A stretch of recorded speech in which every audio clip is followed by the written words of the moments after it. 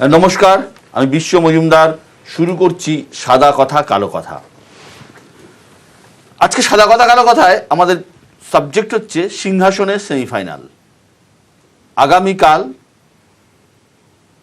5 রাজ্যের ভোট গণনা, এবং এই 5 রাজ্যের ভোট গণনার উপর নির্ভর করছে 2019-এ বিজেপি ক্ষমতায় আসবে নাকি বিরোধী জোট ক্ষমতায় আসবে, নাকি এমন কোনো সিচুয়েশন তৈরি হবে যেখানে অন্য কোনো অঙ্কর সম্ভাবনা আমরা দেখতে পাব।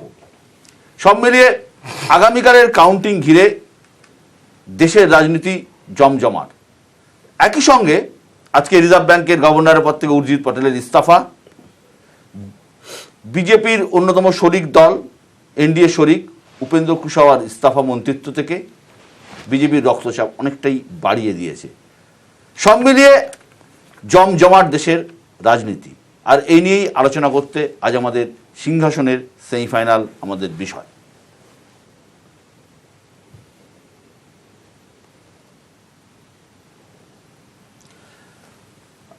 আজকের আমাদের আলোচনায় আমার সঙ্গে রয়েছেন যারা, তাই আলাপ করিয়ে দিই আপনাদের সঙ্গে। আমার একদম ডান দিকে রয়েছেন পার্থপ্রতিম বিশ্বাস, অধ্যাপক পার্থপ্রতিম বিশ্বাস, আপনাকে স্বাগত। তারপরে রয়েছেন বিমল শঙ্কর নন্দ, তাকে সবাই চেনেন আপনারা, বিমল শঙ্কর নন্দকে আপনাকে স্বাগত। রয়েছেন গৌতম চৌধুরী বিজেপির পক্ষে, আমার পাশে রয়েছেন সমীর চট্টোপাধ্যায় অধ্যাপক, এবং তার পাশে সৌম্য আইচরায় কংগ্রেসের পক্ষ থেকে। আমি সব মিলিয়ে আসবো, প্রথমে আমি আসবো বিমল শঙ্কর নন্দর কাছে। এই যে আজ গোটা দেশের তোলপাড় হয়ে যাচ্ছে, উর্জিত পটেল, উপেন্দ্র কুশওয়াহা, বিরোধী বৈঠক, আগামীকালের ভোটের কাউন্টিং, কি মনে হচ্ছে আগামীকাল কোন দিকে যেতে যাচ্ছে আমাদের? দুটো বিষয়। প্রথম কথা, নির্বাচন আসছে 2019-এ, ফলে এটা নিয়ে টানাপোড়েন কিন্তু চলবে। এখন রাজনৈতিক টানাপোড়েনটা বাড়বে, 2019 অবধি চলবে, তারপর আবার একটা সেটেলমেন্ট হবে, এরকম এক। 2 নম্বর, এই যে ঘটনাগুলো আপনি বললেন, এটা ঠিকই যে রিজার্ভ ব্যাংকের গভর্নরের পদত্যাগটা সত্যি একটা প্রশ্ন তুলে দিয়েছে যে উনি কেন পদত্যাগ করলেন, এবং রিজার্ভ ব্যাংক বা অন্যান্য সংস্থাগুলোকে সরকার যেভাবে চালাতে চাইছে, ওখানে যারা আসছে তাদের সঙ্গে সরকারের কোথাও বনিবনা হচ্ছে না, এরকম একটা মানে ওদের পদত্যাগ তো এটা পরিষ্কার, এটা আপনার আমার কোনো মন গড়া কথা নয়। ফলে সেই প্রশ্নটা রয়েছে, এবং সরকারকে এগুলো ভাবতে হবে যে সরকারের অ্যাপ্রোচের সঙ্গে কোথাও ওদের ভুল হচ্ছে কিনা, কোথাও গোলমাল হচ্ছে কিনা, মিলছে কিনা। তৃতীয় যেটা আপনি বললেন যে বিভিন্ন রাজনৈতিক দলের এই যে টানাপোড়েন, এটা আমি একটু রাষ্ট্রবিজ্ঞানের ভাবনা থেকে বলি যে ভারতবর্ষের পলিটিক্যাল ন্যারেটিভসগুলো আস্তে আস্তে চেঞ্জ হচ্ছে এই কারণে যে দীর্ঘদিন ধরে আমরা একটা কংগ্রেস সিস্টেমের মধ্যে ছিলাম, তারপরে আমরা চলে এসেছিলাম কোয়ালিশন মোডে ঢুকেছিলাম। কোয়ালিশন মোড মানে এইরকম একটা টানাপোড়েন সবসময় চলেছিল, কিন্তু 25 বছর পরে আবার একটা স্টেবল ওয়ান পার্টি ডমিনেন্ট সিস্টেমের মধ্যে আমরা ঢুকেছি। এখন প্রশ্ন হচ্ছে এই স্টেবল ওয়ান পার্টি ডমিনেন্ট সিস্টেমটা স্টেবল হবে নাকি এবারই শেষ হয়ে যাবে 2019-এ? এটা যদি স্টেবল হয়, অর্থাৎ বিজেপি কামব্যাক করে 2019-এ, তাহলে কিন্তু বোঝা যাবে যে আস্তে আস্তে বিজেপি সিস্টেমের দিকে দেশটা এগোচ্ছে। ফলে দেশটা যদি বিজেপি সিস্টেমের দিকে এগোয়, তাহলে কিন্তু এই যে ছোট ছোট দল বা আঞ্চলিক দলগুলোর সামনে সমূহ সমস্যা হবে এই কারণে, বিজেপির আপনি যদি মতাদর্শ বা তার দীর্ঘদিনের যে রাজনীতিটা দেখেন, এমনি বিজেপি একটি দল যে সারা ভারতবর্ষে প্রথম একটা ভালো কোয়ালিশন চালিয়েছে অটল বিহারী বাজপেয়ীর নেতৃত্বে, কিন্তু মতাদর্শগতভাবে বিজেপির একটা প্যান ইন্ডিয়ান আউটলুক রয়েছে। তারা আঞ্চলিকতাকে খুব একটা পছন্দ করে না। আঞ্চলিক দল মানেই তো একটা আঞ্চলিকতার কোনো বড় দলই পছন্দ করে না। ভারতবর্ষের কংগ্রেস যে খুব একটা পছন্দ করে তা নয়, বিজেপিও সেটা করে না। ফলে বিজেপি চাইবে একটা প্যান ইন্ডিয়ান আউটলুক, জাতীয় দল থাক, কিন্তু আঞ্চলিক দলগুলোর শক্তি কমে যাওয়া। ফলে চন্দ্রবাবু নাইডুর পক্ষে সমস্যা হতে পারে, মমতা ব্যানার্জির পক্ষেও কিন্তু সমস্যা হতে পারে। ফলে তাদের লক্ষ্য হবে যেভাবে বিজেপিকে আটকানো। লাস্ট আপনার কথা, আগামীকালের যে বিষয় সেটা এই মুহূর্তে বলতে পারবো না, তবে একটা কথা বলি যে একটা টাফ ফাইট হচ্ছে। বিভিন্ন জনমত সমীক্ষা থেকে যে ভোট পরবর্তী সমীক্ষা, তাতে একেবারে আমার মনেও ধাঁধা লেগে গেছে। ফলে ওগুলো থেকে আমি নিজেকে সরিয়ে রেখে আমার নিজের যে অভিজ্ঞতাই বলি, রাজস্থানে কংগ্রেস সত্যি একটা ভালো জায়গায় রয়েছে, কিন্তু বাকিগুলোতে হয়তো এখনো আমার মনে হচ্ছে কোথাও মধ্যপ্রদেশ বা ছত্তিশগড় বিজেপি আলটিমেটলি টিকিয়ে দিতে পারে। আর এদিকে চন্দ্রবাবু নাইডু, মিজোরামটা হয়তো কংগ্রেসের হাত থেকে বেরিয়ে। আমি এইটা নিয়ে আসবো, তার কারণ রাত পোহালেই কিন্তু মানে সবাই তাকিয়ে থাকবেন টেলিভিশনের দিকে যে কি হয়। যারা রাজনীতি নিয়ে আলোচনা করেন, রাজনীতি ভালোবাসেন এবং রাজনৈতিক কর্মকাণ্ডের মধ্যে থাকেন, আমাদের রিপোর্টার, আমাদের ভারতবর্ষের সমস্ত জায়গায় আমাদের চ্যানেল রয়েছে এবং রিপোর্টার রয়েছে, কিন্তু কলকাতা থেকে আমরা রিপোর্টার পাঠিয়েছি বিভিন্ন জায়গায়, বিভিন্ন সমস্ত স্টেটে আমরা রিপোর্টার পাঠিয়েছি। আমি দেখব মধ্যপ্রদেশের রাজধানী ভোপালে এই মুহূর্তে কি অবস্থা। ভোপালে রয়েছে আমাদের প্রতিনিধি সৌরভ গুহ।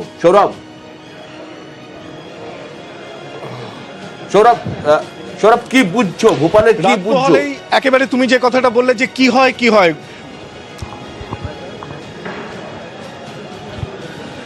একেবারে বিষয়টা প্রথমেই যেটা বলবার যে গোটা ভোপাল জুড়ে কিন্তু একটাই ফিসফাস যে কাঁটে কা টাক্কার। এই কাঁটে কা টাক্কারের শেষে কে যে চওড়া হাসি হাসবে তা কিন্তু এখনো পর্যন্ত স্পষ্টভাবে কেউ বলতে পারছেন না। একদিকে দিগ্বিজয় জামানার 13 বছর এবং সামগ্রিকভাবে 15 বছরের বিজেপি শাসনের প্রতিষ্ঠান বিরোধিতা, সেই কোনো দিকে কৃষক অসন্তোষ, কোথাও রয়েছে বেরোজগারের মতো ইস্যু, কোথাও রয়েছে আদিবাসী মানুষদের মধ্যে অসন্তোষ, ব্যাপমের মতো কেলেঙ্কারি। এই ঘটনাকে কেন্দ্র করে, এই ঘটনাগুলিকে নিয়ে প্রতিষ্ঠান বিরোধিতাগুলোকে হাতিয়ার করে কংগ্রেস কিন্তু 15 বছরের শাসন অবসান ঘটিয়ে ক্ষমতায় আসতে চাইছে এবং একই সঙ্গে 2019-এর ফাইনাল ম্যাচের আগে এই সেমিফাইনালে কিন্তু চওড়া হাসতে মরিয়া কংগ্রেস শিবির। এই মুহূর্তে তোমাকে আমি একটু এই ছবিটা দেখাচ্ছি। দিগ্বিজয় সিং জি আসছেন ভোপালে, তাকে রিসিভ করবার জন্য এই শীতের রাত্রে এখানে কিন্তু প্রচুর পরিমাণে কংগ্রেস কর্মীরা তারা কিন্তু জড়ো হয়েছেন এবং এভাবেই তারা কিন্তু গণনা কেন্দ্র পাহারা দিচ্ছেন দিনে রাতে। অর্থাৎ এই কথাটা বলে তাদের উৎসাহ উদ্দীপনার যে পারদটা কতটা ঊর্ধ্বমুখী, কতটা চড়া, সেটা একটু বোঝানোর চেষ্টা করছি। এবং সামগ্রিকভাবে কিন্তু যদিও বিজেপি শিবিরের দাবি যে তাদের সংগঠনই তাদের ভরসা এবং যে কোনো ধরনের প্রতিষ্ঠান বিরোধিতাকে মোকাবিলা করে তাদের সংগঠন এবং শিবরাজ সিং চৌহানের ব্যক্তিগত যে ইমেজ, সেই ইমেজের ওপর দাঁড়িয়েই কিন্তু তারাই চতুর্থবার সরকার গড়বে। তবে সব প্রশ্নের উত্তর আর রাত পোহালেই সমস্তভাবে পাওয়া যাবে। এখনো পর্যন্ত কিন্তু একটাই আবহাওয়া, যে এই শীতের আবহাওয়াকে মানে পেছনে ফেলে কাটে কা টাক্কার সেই উত্তাপটাই কিন্তু সব থেকে বেশিভাবে উঠে আসছে গোটা ভোপাল, গোটা মধ্যপ্রদেশ জুড়ে। ধন্যবাদ সৌরভ। কাটে কা টাক্কার, যদিও কংগ্রেস যদি ক্ষমতাও আসে, দিগ্বিজয় মুখ্যমন্ত্রী হবেন কিনা আমার কিন্তু যথেষ্ট সন্দেহ রয়েছে। এই নিয়ে আমার অন্তত সন্দেহ রয়েছে। গৌতম বাবু, কাটে কা টাক্কর, মধ্যপ্রদেশ একটা এমন স্টেট যেই স্টেটে বিজেপি গত পার্লামেন্ট ইলেকশনে দুর্দান্ত রেজাল্ট করেছিল এবং গত পরপর 3টে টার্মে শিবরাজ সিং চৌহান মুখ্যমন্ত্রী। আপনাদের অ্যাসেসমেন্ট কি? এখন তো প্রায় 15 জায়গার সব মিলিয়ে 20 জায়গা প্রায় ভারতীয় জনতা পার্টির সরকার চলছে, প্রত্যক্ষ অপ্রত্যক্ষভাবে। এই 2014 নির্বাচনের পর বিভিন্ন নির্বাচনে আমরা দেখতে পেয়েছি প্রায় সমীক্ষা থেকে নিয়ে এই কাঠের টক্কর সব জায়গায় এই প্রশংসা বিরোধীদের, মানে আমাদের বিরুদ্ধে যারা লড়ছে তারা নির্বাচন জিতে নিবে, ভারতীয় জনতা পার্টি শূন্য পাবে, গোল্লা পাবে, পারবে না, একদম পিছিয়ে পড়েছে। একটু মনে করুন না 2014-র পর যে ভারতীয় জনতা পার্টি কয়েকটি নির্বাচন উত্তরপ্রদেশে বারে বারে বাইরের নির্বাচনগুলো হেরেছিল, তারপরে কিন্তু বলা হতো কি কোনো জায়গায় পাবে না, বিএসপি সরকার করবে, এসপি বিরোধী দলে থাকবে, বিরোধী দলে থাকবে, তাহলে এসপি আর কংগ্রেস সরকার করে নিবে। সেই জায়গাতে আমরা দেখলাম কি একদম একতরফা রেজাল্ট, এইভাবেই কিন্তু রেজাল্ট হবে ভারতীয় জনতা বাই ইলেকশনে কিন্তু খুব খারাপ রেজাল্ট হচ্ছে, তো আমি তো অস্বীকার করিনি।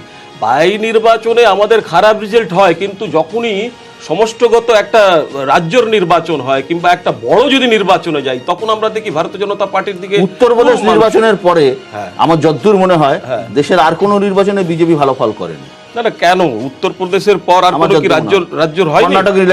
ত্রিপুরার হয়নি? কর্ণাটকের নির্বাচনে বিজেপি কি হেরেছে? বিজেপি কি একদমই কিছু পায়নি?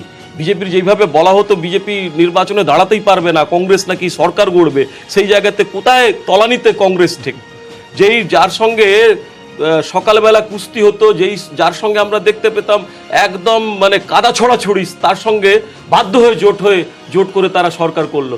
মাত্র 2-4টি ব্যাপার ছিল, সেটা আমরা 1 মিনিট আমরা ম্যানেজ করতে পারতাম, কিন্তু ম্যানেজ করিনি। মানে আফটার ইলেকশন ভোটের পরে যে এক্সিট পোল বেরিয়েছে, আমরা একবার সমীক্ষা দেখবো না? অতন একবার সমীক্ষাটা দেখাও তো।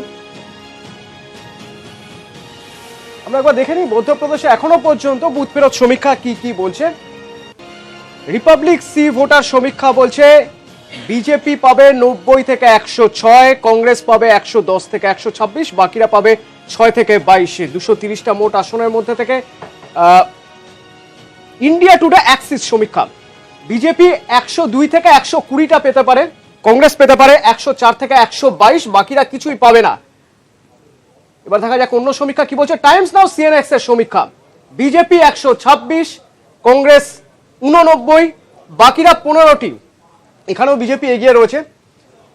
রিপাবলিক জন কি বাতের সমীক্ষা বলছে বিজেপি 108 থেকে 128টা পেতে পারে, কংগ্রেস পেতে পারে 95 থেকে 115টা এবং বাকিরা পেতে পারে 7টা। ধন্যবাদ পার্থপ্রতিম বাবু, অধ্যাপক হিসেবে রাষ্ট্রবিজ্ঞানের হিসেবে কি বুঝছেন, কি হতে যাচ্ছে? হ্যাঁ দেখুন, প্রথমত বললি যে দুটো স্টেট বা তিনটে স্টেট নিয়ে যা সমীক্ষা রিপোর্ট বেরিয়েছে তাতে রাজস্থানে বা মধ্যপ্রদেশে বিজেপি হই হই করে জিতছে, এটা ভারতবর্ষের কেউই প্রায় বলছেন না। একদম ঠিক। তা যদি হয় তাহলে BJP is under threat politically, এবং সেটা যদি হয়, এবং এই দুটো রাজ্য এমন রাজ্য যেটা যদি বলা হয় যে হিন্দুত্বের ওয়ার্কশপ বলতে যা বোঝায়, যেখানে 10% মাইনরিটি ভোট না, 90% হচ্ছে হিন্দু ভোট। এবং যদি বলেন যে এই হিন্দু ভোটের মধ্যে যে ইলেকশন এজেন্ডা ছিল সেটা ইনফ্যাক্ট আগামী দিনে ভারতবর্ষের পার্লামেন্ট ইলেকশনেরও এজেন্ডা। এক হচ্ছে গরু নিয়ে তো ভোট হচ্ছে আমরা দেখতে পাচ্ছি, সেটা হচ্ছে এই দুটো রাজ্যে এসছে, গো বলয় রাজনীতির যে প্রভাব। এছাড়া ছিল দুর্নীতি, এছাড়া ছিল কৃষকের যে অবস্থা, আমি আপনাকে এই জন্য বললাম যে কৃষকদের হাল, কর্মসংস্থান, দুর্নীতি, এই তিনটে মেজর ইস্যু ছিল। অ্যাপার্ট ফ্রম আপনি যদি বলেন গোবলয়ের নিজস্ব রাজনীতির যেটা আছে গরু কেন্দ্রিক, এই সবের মধ্যে দিয়েও যদি বলেন যে 15 বছর যাওয়ার পর যে বিজেপি ফিরবে কিনা এই প্রশ্নের মধ্যে তারা পড়ছে এরম রাজ্যে যেখানে 90% হিন্দু ভোটার, তাহলে বুঝবো যে ভারতবর্ষের পলিটিক্স কিন্তু অন্যদিকে যাচ্ছে। অর্থাৎ রাম, গরু ইত্যাদি নিয়ে যে রাজনীতিটা হতো ভারতবর্ষে বা হওয়ার চেষ্টা হচ্ছিল, সেটা সম্ভবত কোথাও আটকাতে যাচ্ছে। এটা দ্বিতীয় অংশ এই কারণের জন্য বলবো যে আপনি একটু আগেই আলোচনাটা করছিলেন যে রাজ্যে মানুষ বিজেপিকে শাসক হিসেবে অ্যাকসেপ্ট করেছে, লাস্ট হচ্ছে উত্তরপ্রদেশ অব্দিও ধরলাম, একদম সেইখানগুলোতেই হচ্ছে 30খানা লোকসভার বাই ইলেকশন হয়েছে 14 সালের পর থেকে, প্রত্যেকটাতে আমি বললাম একটা নতুন সিট বিজেপি বের করতে পারেনি। তাহলে এর দ্বারা প্রমাণিত হয় যে যেখানে শাসক হিসেবে অ্যাকসেপ্ট করেছে মানুষ বিজেপিকে রাজ্যে, সেখানে কিন্তু যদি বলেন লোকসভার ক্ষেত্রে কোথাও মোদী সরকারের যে ম্যাজিক, সেই ম্যাজিকটা আর কাজ করে না। আরেকটা ফ্যাক্টর আছে অবশ্য, সেটা যে মায়াবতী এবং অখিলেশের এক হওয়া, যেটা কিন্তু একটা মেজর ফ্যাক্টর। অফকোর্স সেটা উত্তরপ্রদেশ হতে পারে, কিন্তু আপনি যদি বলেন আমি ভারতবর্ষের অন্যত্র যদি বাই নির্বাচন হয়, আমি বলছি আপনার অন্য ইলেকশন আপনারা জিতেছেন, ঠিক আছে, তাতে লোকাল ইস্যু কিন্তু থাকে না, লোকাল ইস্যু থাকতে পারে, কিন্তু সাধারণত কেন্দ্রের, আমি বলছি যে যখন কেন্দ্রের সরকার তারা যখন এই যে আজকের দিনের যে ম্যাজিকটা বলেছিলেন, সেই আজকের দিনের ম্যাজিকটা যদি কাজ করে যেত তাহলে এই বাই ইলেকশন গুলোতে হারলো কেন? আর কতটা কাজ করবে? আমি তো বলবো যে কাজ করেনি। দিল্লির যখন সমীক্ষা যখন আমি বলেনি তো, নরেন্দ্র মোদী ধরে যখন সমীক্ষা হচ্ছে সুবিধা হবে, তখন কিন্তু বলছে না কেউ আরো জিতে নরেন্দ্র মোদী স্ট্রাকচারের কাছাকাছি কেউ পৌঁছতে পারছে। শুনে নাও যে জাহাজ যখন ফুটো হয় না, জাহাজের যাত্রী লাভ দেওয়ার আগে হচ্ছে যে ইঁদুর টিদুর যেগুলো থাকে দেখবেন, সেগুলো হচ্ছে যে বেরোতে থাকে। আমি বলবো যে আজকে সকালে বলছেন, হ্যাঁ, যে কুশওয়া সাহেব বেরিয়েছেন নিজের ব্যক্তিগত কারণে, নিজের রাজনৈতিক চিন্তার জন্য একটা ইন্টারেস্টিং কথা বলেছেন, বিহারে কি কোনো ইফেক্ট ফেলবেন উপেন্দ্র কুশওয়া, এটা চর্চা করুন আপনারা। আজ কালকে ভোটের কাউন্টিং, এবং এই কাউন্টিং এর শেষ মানে ভোট লোকসভা ইলেকশনের আগে, তার ঠিক আগে কুশওয়ার পদত্যাগ এবং উর্জিত পটেলের পদত্যাগ কিছুটা হলেও কোনো কাকতালীয় কেন আমি জানা নেই, কিন্তু অন্য ইঙ্গিত কি দিচ্ছে? প্রথমে বলি যে গৌতম কতগুলো কথা বললো, আর পার্থদাও বলছিল, আমি শুনছিলাম যে দেখুন এই কাঁটে কাটাক্কর যেটা বলছেন না, এই কাঁটে কাটাক্কর ঠিকই, কাঁটে কাটাক্কর তো বটেই, কাঁটে কাটাক্কর তো হচ্ছেই, কিন্তু এরা তো যেটা পার্থদা বলছিল যে বাই ইলেকশনগুলোতে নাকি এদের খুব ভালো সাফল্য, যেটা এরা বেল্লারিতে দেখুন না, ভোটের পার্সেন্টেজ দেখেছেন 2.5 লক্ষ, 3.25 লাখ, একটা পার্লামেন্ট নির্বাচনে 2.5 লক্ষ 3.25 লক্ষ ভোটে একটা নির্বাচনে 30টার মতো নির্বাচনে হেরে গেছে। এখন কথা হচ্ছে যে সারা ভারতবর্ষে মোদি ম্যাজিক কাজ করবে কি করবে না, মোদি তো বলছে সব জায়গায় আমি, তাহলে যদি আপনাকে যদি সাকসেস নিতে হয় তাহলে ডিফিটটা আপনাকে অ্যাকসেপ্ট করতে হবে। আজকে উত্তরপ্রদেশের পরে বলছিল এক্ষুনি কর্ণাটকের ব্যাপার, কর্ণাটকের কি অবস্থা আপনি দেখতে পাচ্ছেন, কর্ণাটকে তারপরে বাই ইলেকশনগুলো দেখুন, ছেড়ে দিন আমি কথা।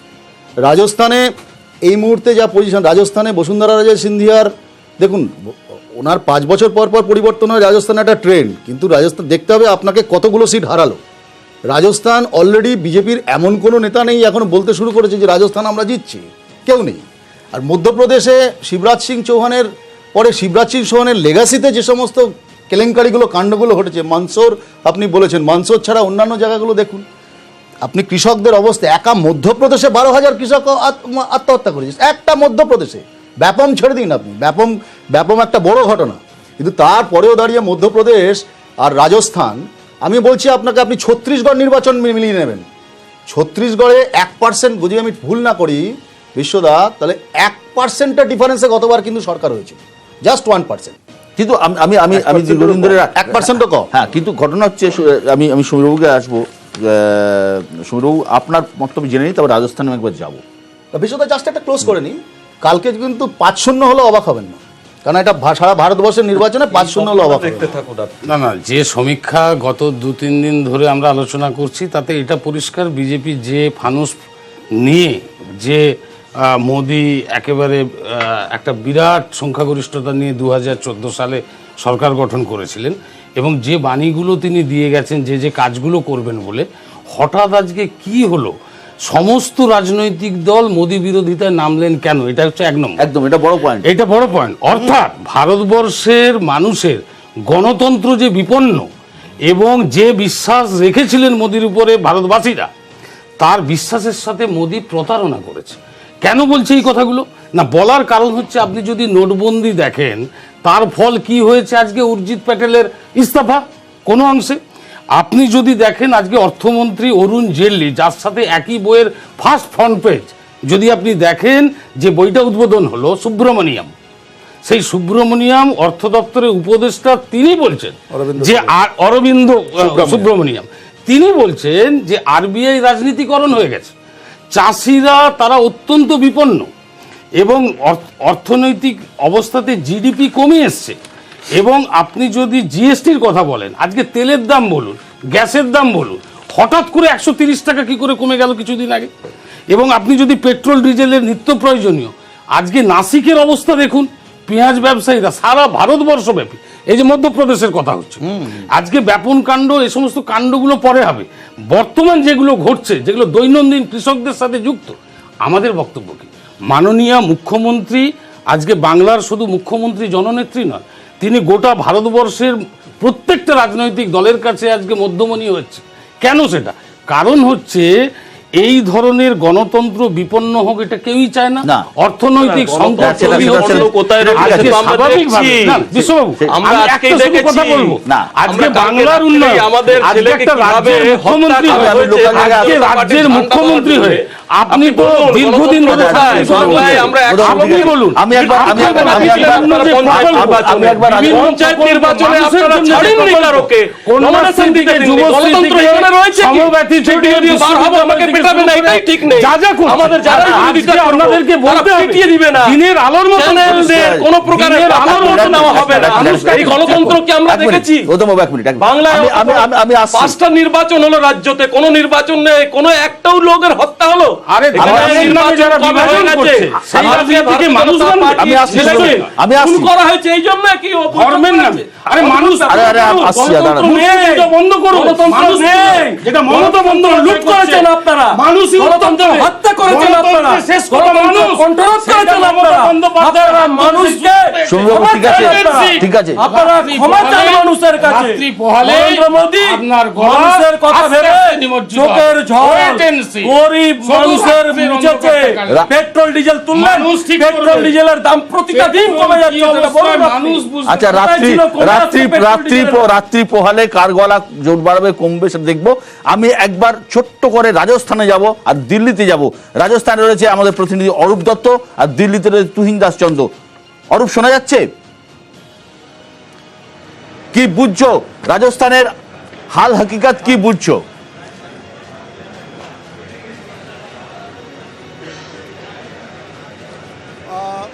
রাজস্থানে আমরা এই মুহূর্তে জয়পুরে রয়েছি। সেই জয়পুর মূলত একটা আরবানাইজড এরিয়া, এটা সবাই জানে। যেটা সবথেকে উল্লেখযোগ্য বিষয় হচ্ছে যে গোটা রাজস্থানের অংশ তো এই মুহূর্তে এই জায়গা থেকে দাঁড়িয়ে বলা যাবে না, কিন্তু যতটুকু জয়পুর বা রাজস্থানের বিভিন্ন সংবাদ মাধ্যম থেকে আরম্ভ করে, আমজনতা থেকে আরম্ভ করে, যাদের সঙ্গে আমরা যতটুকু কথা বলতে পেরেছি, এবং রাজনৈতিক দলগুলোর সঙ্গে যতটুকু আমাদের যোগাযোগ হয়েছে তার থেকে একটা জিনিস স্পষ্ট যে বিজেপি কিন্তু একেবারে চুপ করে গেছে। হঠাৎ করে আগামীকাল যেখানে মানে গণনা এবং একটা এরকম একটা গুরুত্বপূর্ণ ফলাফল, সেখানে আজকের আমরা যখন বিজেপির দপ্তরে গিয়েছিলাম সদর কার্যালয়ে, সেখানে মদনলাল সেন ছাড়া অন্য কোনো সেই মাপের রাজ্য স্তরের কোনো নেতাই সেখানে নেই। অন্যদিকে কংগ্রেস অফিসের যে চিত্রটা সেটা একেবারে ভিন্ন। বিকেলবেলা সচিন পাইলট এলেন, মনে হলো যেন গোটা কংগ্রেস অফিসে একটা ধুম লেগে গেছে, সমস্ত গোটা একটা উচ্ছ্বাস আনন্দের বন্যা, এবং সমস্ত কংগ্রেস কর্মী একেবারে নিচুতলা থেকে আরম্ভ করে ওপরতলা পর্যন্ত সমস্ত কর্মীদের মধ্যে একটা সাজো সাজো ভাব। অর্থাৎ তারা একটা প্রত্যাশা করছেন এবং সেটা মুখেও বলছেন। সচিন পাইলট আজকের সাংবাদিকদের সঙ্গে সরাসরি কোনো সেই অর্থে যেটাকে আমরা সংবাদ মাধ্যমের ভাষায় বলি বাইট দেওয়া, সেই বাইট তিনি দেননি, কিন্তু যেটা তিনি বলেছেন একেবারে অত্যন্ত আত্মবিশ্বাসের সঙ্গে সমস্ত কংগ্রেস নেতাও যেটা বলছে যে আত্মবিশ্বাসে একদম টইটুম্বুর কংগ্রেস ফুটছে যাকে বলে, তাদের সংখ্যাগত বিচারে তারা আশা করছেন। ধন্যবাদ অরূপ, ধন্যবাদ, অনেক ধন্যবাদ। যেটা মধ্যপ্রদেশের কাঁটেকির টাক্কার, কিন্তু অরূপের কথাবার্তা বোঝা যাচ্ছে যে জয়পুরে কিন্তু কাঁটেকির টাক্কার তো নয়, একদম প্রায় ওয়াকওভার দিয়ে দিয়েছেন বিজেপি, যা অরূপের কথায়, যা রিপোর্টারের যদি সামান্য পালস যদি বুঝেছেন তা দেখা বোঝা যাচ্ছে। দিল্লিতে তুহিন তুই কি বুঝলে সারাদিন দিল্লিতে? আজ তো সারাদিন ধরে নানা ঘটনা ঘটলো দিল্লির বুকে, রাজনীতির বুকে, কি বুঝলে তুমি? কাল থেকেই ক্রমশ চড়ছে এবং বিজেপি কিন্তু বেশ চাপে রয়েছে, এটা দিল্লি থেকে কিন্তু বোঝা যাচ্ছে। তিনটে ঘটনা, একটা হচ্ছে কুশাবার পদত্যাগ, আর একদিকে উর্জিত পাটেলের পদত্যাগ, এবং আরেকটি এই রাজধানীতে বসেই বিধানসভা নির্বাচনের যে 5টি রাজ্যের বিধানসভার ফল ঘোষণা, তার আগের দিন রাজধানীতে বসেই প্রায় সব বিরোধী রাজনৈতিক দল একসঙ্গে বসলো 2019-এর লোকসভা নির্বাচনকে টার্গেট করে রোডম্যাপ তৈরি করা, বিজেপিকে হারানো, এবং তার জন্যই রাজধানীতে বসেই কিন্তু গেম প্ল্যান তৈরি করলো বিরোধী রাজনৈতিক দলগুলো।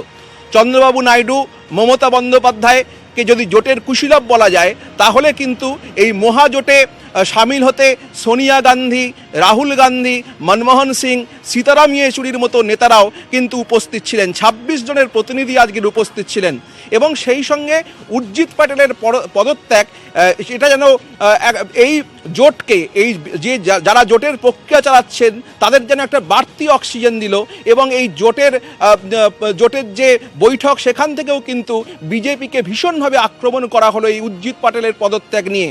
এবং তার আগে কুশাবা পদত্যাগ করেছেন, শোনা যাচ্ছে তিনিও এই জোটের মধ্যে সামিল হবেন। সব মিলিয়ে কিন্তু দিল্লির রাজনৈতিক উত্তাপ ক্রমশ চড়ছে।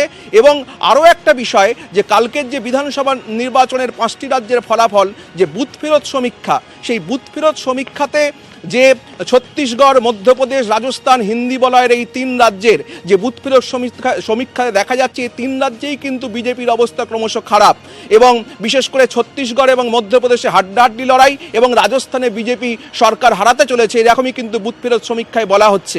সেই জায়গা থেকেও কিন্তু বিজেপি ভীষণভাবে চাপে রয়েছে, অর্থাৎ গেরুয়া শিবির এই সব মিলিয়ে রাজধানীতে ভীষণভাবে চাপে রয়েছে। এবং ধন্যবাদ তুহিন। আমরা তুহিনের কাছ থেকে জেনে নিলাম, আমরা এই আলোচনায় ফিরবো সিংহাসনের সেমিফাইনাল নিয়ে। একটা ছোট্ট বিরতির পর সঙ্গে থাকুন। ফিরে এলাম বিরতির পর সিংহাসনের সেমিফাইনাল নিয়ে। গৌতমবাবু, এই যে সারা দিনের ঘটনা প্রবাহ, এই পুরো 26টা বিরোধী দলের জোট যাদের এক করে দিয়েছেন, এক হয়েছেন, এসপি বিএসপি অবশ্য আজকেও আসেননি, এই সব মিলিয়ে আগামীকালের যে কাউন্টিং, সেই কাউন্টিংয়ে যদি দেখা যায় যে বিজেপি পিছিয়ে গেল, তাহলে কি আপনার কাছে বড় চাপ নয়? দেখুন, আমি তো একটাই কথা বলবো, ভারতীয় জনতা পার্টি কোনো দিক থেকে পেছবে আমি মনে করছি না। কেন? ভারতীয় জনতা পার্টির সেইখানে সংগঠন খুব মজবুত, সুতরাং 1-1.5% যদি আপনারা সিপিএম এর সংগঠন মজবুত, হ্যাঁ সে ছিল, কিন্তু অনেকদিন সরকার করলো তো, তারা 35 বছর 34 বছর সরকার আছে, আমি অস্বীকার করছি না। তো 1%, 1.5%, 2%-এর ডিফারেন্স যদি ভালো সংগঠন থাকে, আর যদি সোশ্যাল সেক্টরে যদি কাজ হয়ে থাকে, যেইভাবে নরেন্দ্র মোদী বিভিন্ন যোজনার মাধ্যম থেকে অনেক লোকের উপকার করেছেন, 22 কোটি মানুষের কাছে চোখের জল মুছতে পেয়েছি আমরা, রাজ্য সরকারের বিভিন্ন যোজনার মাধ্যম থেকে কাজ করতে পেরেছি। আপনারা এই প্যানেলে তুললেন যেভাবে কৃষকদের কথা, এই সরকার এমপিএস মানে ওই মিনিমাম সাপোর্ট প্রাইস অন্তত 50% পাবে গ্যারান্টি করে আমরা করতে পেরেছি, কিংবা আমরা বিমা করতে পেরেছি চাষি ভাইদের জন্য। সুতরাং বিজেপি কাজ করেছে, তাই আমরা কনফিডেন্ট আজকে কি আমরা নির্বাচন জিতে আসবো। রাজস্থান অব্দি যেটা এক এক করে জিতে আসে, একবার ভারতীয় জনতা পার্টি যেতে, একবার কংগ্রেস যেতে, কিন্তু এইবারে চ্যালেঞ্জ রয়েছে কংগ্রেসও কিন্তু রাজস্থান হারতে চলেছে, ভারতীয় জনতা পার্টি নির্বাচনে জিতবে। আমি বলেন একটু মানে বিশেষত একটা অদ্ভুত জিনিস হচ্ছে বিজেপির কোনো নেতা মন্ত্রীকে বা কোনো জায়গায় জিজ্ঞাসা যদি করা হয় তো বলে নরেন্দ্র মোদী প্রচুর কাজ করেছে। বলে কি কি কাজ করেছে? বলে প্রচুর কাজ করেছে। বলে বলুন না, নাম বলতে পারবো না। আমি গোনাচ্ছি তো। বলে কে বললো ব্যাংক অ্যাকাউন্ট 36 কোটি, বলুন না। বিরোধীদের কথা শুনতে হয়। বিরোধী শুনছি তো, 11 কোটি ছেলেদের, যুব ছেলেদের মুদ্রা ব্যাংকের মাধ্যমে লোন দেওয়া হয়েছে। বলবো আরো বলছি তো তোমার সুবিধা হবে। রান্না গ্যাস দেওয়া হয়েছে, ব্যাংক অ্যাকাউন্টে এখনো ঢোকেনি। বলবো কি রিসেন্ট একটা ব্যাংক অ্যাকাউন্ট ঢুকেছে, সবথেকে বেশি নরেন্দ্র মোদী প্রচুর কাজ করেছে। বলে নরেন্দ্র মোদী নিজেই বলছে। ছেলেরা অদ্ভুত ব্যাপার হচ্ছে এত জুমলা, এই জুমলাতে তো রামও বাঁচেনি। রামকে জুমলা দিচ্ছে। কোথায়? আমি তো বলছি এখন বলা হচ্ছে তুমি একটা চারটে সেক্টর দিচ্ছি, পুরনো সাংবাদিক এখানে চারজন বসে আছে, কেস করুন, বিভিন্ন দলের রাজনৈতিক লোক বসে। বলুন কি ভুল বলছে? চারটে সেক্টর বলতে পারে বিজেপির কোন লোক যে চারটে সেক্টরে গঙ্গা সাফ হয়েছে?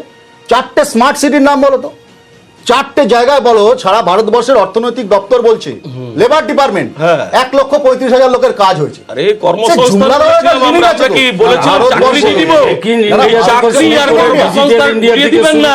স্মার্ট সিটি থেকে দুটোই এক না, ওমেন সেফটি থেকে শুরু করে একই না, ইন্ডিয়া থেকে শুরু করে চারটে গ্রামের নাম একটু এই ইস্যু নেই। গ্রামের রাস্তা তৈরি হয়েছে দাদা, তাই হতো। গ্রামের রাস্তা তৈরি হয়েছে, 1 লক্ষ কিলোমিটার উপরে রাস্তা তৈরি হয়েছে। সবিতা ওদের অর্থনৈতিক 32-34 কিলোমিটার পার ডে রাস্তা তৈরি হচ্ছে। বলুন রিপোর্ট মানছে না তো, বলছে চারটে জেলা বলুন যেখানে শৌচাগার পুরো 100% হচ্ছে। চারটে জায়গা বলুন আরে 6 কোটি হয়েছে তো শৌচালয়, যে জায়গা সুন্দর। আমি পার্থক্য একটা জিনিস জানতে চাইবো যে যদি ধরে নিন, তর্কের সাথে ধরে নিলাম অনেক উন্নয়ন হয়েছে, উনি বললেন যে প্রচুর উন্নয়ন হয়েছে, আমাদের সংগঠন দারুণ মজবুত এবং সরকার দুর্দান্ত কাজ করেছে, দারুণ কাজ। এবং আমার ব্যক্তিগতভাবে মনে হয়, আমি দীর্ঘদিন সাংবাদিকতা করছি, এই জায়গা থেকে মনে হয় অটল বিহারী বাজপেয়ী সরকার কিন্তু খুব ভালো কাজ করেছিল। যদি সত্যি কথা সেভাবে সেই কাজের নিরিখে গভর্নমেন্ট তৈরি হয়, মানে পুরোপুরি কাজের নিরিখে, তা তো হয় না। অনেক সময় দেখুন মায়াবতী গতবারে একটা বিরাট % ভোট পেয়েছিল, কিন্তু একটা সিটও পায়নি গোটা দেশে। ঠিক তাই। তার কারণ মানে সবটাই তো আর মানে ওভাবে হয় না। আপনার কি মনে হয় শুধু কাজ, ভোট, মানে কাজ সংগঠন দিয়ে হয়? সিপিএম তো এটা যে দুর্দান্ত সংগঠন ছিল। না, আমি তো আপনাকে বললাম যে রাজনৈতিক আবহাওয়াটা, আমি বলছি বিশেষত মানুষ তো একটা রাজনীতির ভিত্তিতে, মানে মানুষ মনে করে যে তার কাছে, তার ঘরের কাছে নীতিগুলোকেই সে রাজনীতির মতো করে দেখতে চায়, এবং তাতে কিন্তু শেষমেশ যদি বলেন লেখাপড়া, কাজ, শিক্ষা, শিল্প সবই চলে আসে ঘুরে ঘুরে। ফলে এটাই যদি মানুষ খুব সুখী হয় তাহলে তো বিজেপির ভাবনার কোনো কারণ নেই। আমি অন্য কারণের জন্য ভাবছি, ওদের ভাবনার কারণ এত বেশি হচ্ছে যে কেন রামে জোর পড়ছে দেখে। যে আমি যদি এটাই হতো যে বিকাশ, আমি যদি বলেন যে এর আগে ইস্তাহার 2014 সালে প্রকাশ করলেন, তারা তো বেশি রাম করছে দাদা। মাঝখানে বলবেন না, তাহলে বলুন, বলেনি তাহলে কিন্তু আপনি বলতে পারবেন না। আমার কিন্তু গলার জোরটা কম না। আপনার জোর যার থেকে আমি তো বললাম তারাও তো রাম করছে। এটা সময় নষ্ট করে লাভ নেই, দর্শকদের খারাপ। আমি বলবো যে 42 পাতার একটা ইস্তাহারে 60 বার হচ্ছে বিকাশ শব্দটা উচ্চারিত হয়েছিল, আর 41তম পাতায় লাস্ট বিজেপির ইস্তাহারে একবার ছিল রাম মন্দির। আপনি আফটার দ্য এন্ড অফ 4-4.5 বছর পরে আপনি ভারতবর্ষে কোন বিকাশের স্লোগানটা বলে আপনি বলুন তো, ভারতবর্ষের বিভিন্ন জায়গায় এরা যাচ্ছেন, এমনকি উত্তরপ্রদেশ দিয়ে শুরু করুন। আমি বলছি ইট শোজ যে তারা আসলে বিকাশের রাজনীতিটাকে আর খাওয়াতে পারছেন না, কারণ বিকাশ নেই, বিকাশ এক্সিস্ট করে না। ফলে এখানে দাঁড়িয়ে যেটা হচ্ছে, ওরা এবার নিয়ন্ত্রণের রাজনীতির পথে যাচ্ছে, এবং এখানেই মারাত্মক জায়গাটা সিবিআই।